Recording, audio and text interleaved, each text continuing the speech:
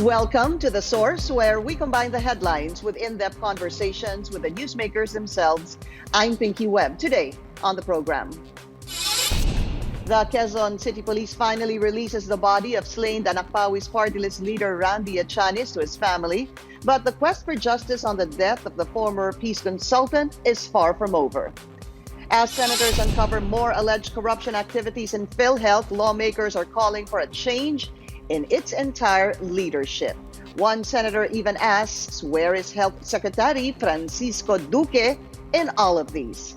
And amid rising COVID-19 cases, Malacanang says the country is doing a good job in its fight against the coronavirus. PNP spokesperson Brigadier General Bernard Banac and Senator Risa Ontiveros joins us live.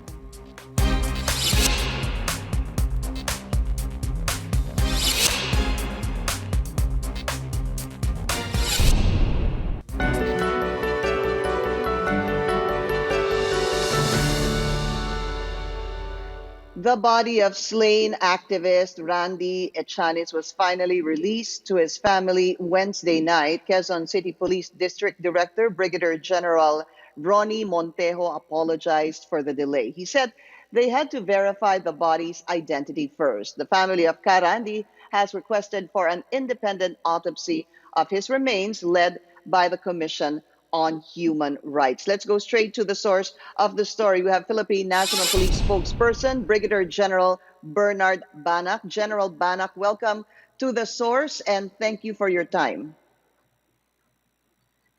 Thank you, Ms. Pinky, and to all our viewers. Good morning. Nasoli na po yung remains ni Randall Echanis, si Randy po, based on the fingerprint provided by his family. General, did it really have to take this long to be able maibalik po yung kanyang katawan sa pamilya kung fingerprint lang din po pala ang kinakailangan? Yes, Ms. Pinky, we had to be very careful in handling the case because this involves identification of a person. As you know, in criminal investigation and in legal proceedings, napakahalaga po na ma-identify properly ang isang person, lalo pag dead body. And then, based on the rules on evidence, napakahalaga po na ma-identify properly. And this is what happened. We found a dead body. According to the family, identified as Randall Echanis, but based on the evidence that we have gathered, the person, the dead body, is identified as Manuel Santiago. So doon nagkaroon ng conflict. So we had to be very careful dahil this would involve legal proceedings later, no? So napakahalaga na ma-establish yung real identity. So well, fortunately, wala namang nag-come forward na family of a certain Santiago and itong family of Echanis ang nag-claim. So in legal proceedings, in identifying a person, there are 4 disciplines involved dito, Ms. Pinky. So this may involve DNA, fingerprint analysis, odontology, yung paggamit sa mga dental records, and then anthropology, yung mga human remains analysis. So, well, maganda po na may nakuha ng mga fingerprints, and then after analysis was made by the crime laboratory, indeed it was established na Manuel Santiago and Randall Echanis is one and the same person. But didn't it matter, General, that the wife already positively identified the remains as Randy's? Well, it helps, that they have come forward and they cooperated with the investigation. But that's according to them, that's one claim. So we were still waiting if another family or a set of person would claim that this person is really indeed Manuel Santiago. So we have to balance it, no? That's why in cases like this, no, halimbawa lang ito ay umabot sa dispute. Kailangan talaga dito yung court proceedings na, no, kung sino ang dapat ma-identify at sino ang nagsasabi talaga ng tama.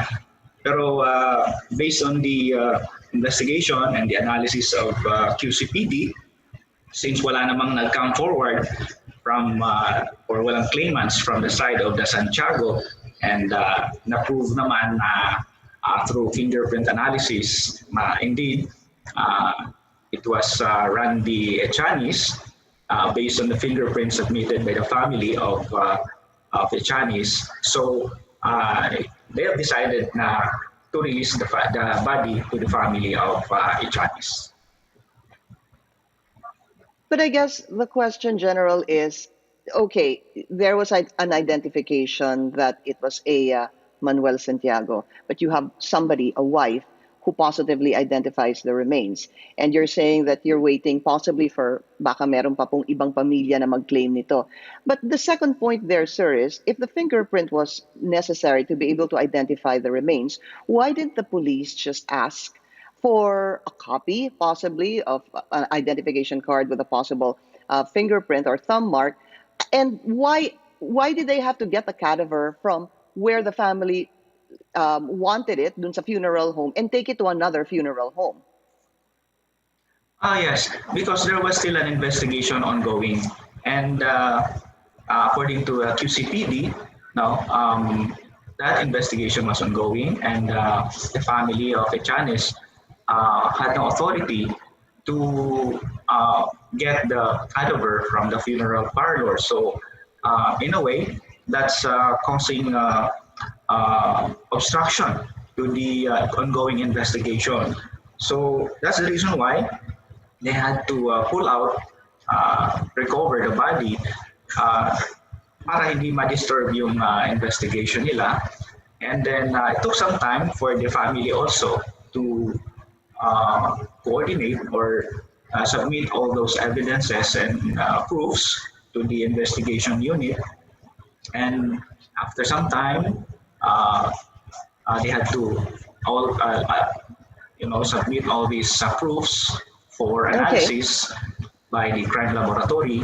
So it took 2 days now para ma-establish talaga. But we had to be careful also. So that's why after the analysis, after the conclusion was made, then that Manuel Santiago and Randy Echanis is one and the same person.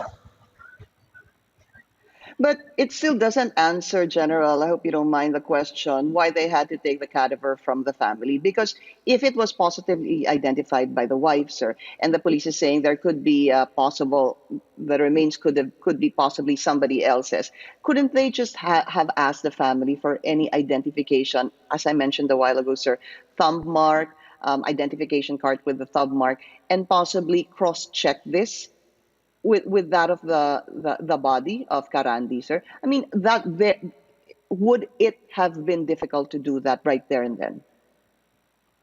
Well, we give it to the investigation unit to decide on the matter, but maybe for them, they didn't want the investigation to be disturbed, no? So that's why when the body was taken out from the funeral parlor, they had to recover the cadaver because hindi pa sila tapos sa investigation nila, and baka ma-disturb na yung kanilang ongoing investigation, yung integrity ng investigation nila. And so that's why that was their decision.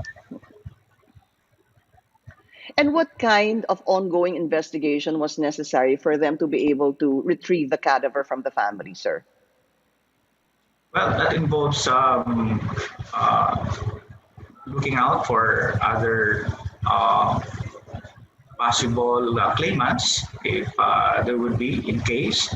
And then, of course, part of that also was the matching of the fingerprints. And all these are part of the investigation that is ongoing. So normally when we conduct investigation, we had to protect the integrity of our investigation. So that's the reason why they decided that they had to recover the cadaver from the family without their authority. So yun nga, no? Kinuha from the funeral parlor without the clearance from the investigation unit. And the investigation unit said, di namin alam yan, no? Bakit kinuha? So that's why they had to act that way. He was killed August 10 and the body was returned to the family August 12. So that's more or less 3 days, sir. And this was making headlines for the past 3 days. So the kind of siguro what happened, the incident, hindi ho maganda lumabas, I guess the least to say, because parang nag-aagawan pa po, kinukuha pa po sa pamilya yung katawan. But nonetheless, sir, at this point, are you seeing any possible violations of the police with what happened, sir? Well, at this point, we don't see any lapses or violation on the part of the investigation body. As always, whenever there's an investigation ongoing, we always give them the presumption of regularity. We allow them to perform their tasks, without us meddling into it. So we think that they have done their job well to establish the identity of the person very clearly and surely. And after having it identified properly through fingerprint analysis, so that's why they came to that conclusion that indeed Manuel Santiago and Randy Echanis is one and the same person. Can you give us an update on the case? Well, as of now, the case is still the investigation of the case is still ongoing, and they're still looking for all possible motives that we have. One of that, of course, is siguro yung real target was the taga-Pia, no? And that taga-Pia more stab wounds than Echanis. So one possible angle is ang target talaga was this taga-Pia. And baka nadamay lang si the late Randy Echanis, no?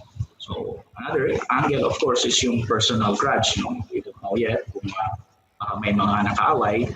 And then third, of course, is possible robbery angle na hindi lang natuloy, botched robbery. So all these are being looked into by the investigation unit of the QCPD. Very quickly, General, do you have any suspects already? Well, as of now, the investigation unit of QCPD is still looking for identities and gathering information, including CCTVs in the area that might have captured pictures of suspects. So they're still in pursuit of the suspects at this time. Meron ho bang CCTV, General? We have not received any updates so far kung may mga nakuha silang CCTVs, but they're looking for those CCTVs maybe in the area. Okay, thank you, PNP spokesperson, Brigadier General Bernard Banac. Thank you, Ms. Vicky. And when we return, we'll get the reaction of Senator Risa Ontiveros on Randy Echanis' case. And we'll also talk about the alleged corruption in PhilHealth and what else can be done to clean up the agency. The Source will be right back.